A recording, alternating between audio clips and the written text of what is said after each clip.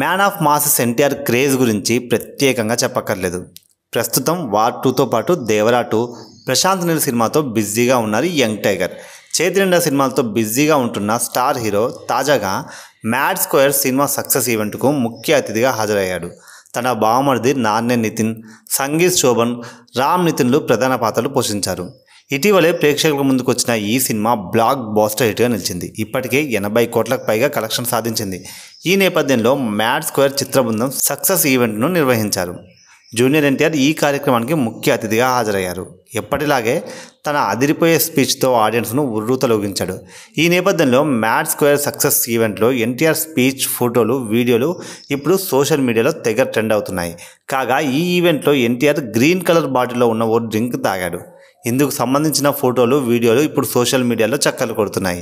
దీంతో జూనియర్ ఎన్టీఆర్ తాగిన డ్రింక్ ఏంటి, ఆ బాటిల్ ధర ఎంత, స్పెషాలిటీ ఏంటి అని నెటిజన్లు గూగుల్లో తెగ సెర్చ్ చేస్తున్నారు. ఈ క్రమంలోనే ఆ డ్రింక్ గురించి పలు ఆసక్తికర విషయాలు వెలుగులోకి వచ్చాయి. ఎన్టీఆర్ తాగింది పెరియార్ అనే కంపెనీకి చెందిన కార్బోనేటెడ్ మినరల్ వాటర్. ఇది జస్ట్ వాటర్ మాత్రమే.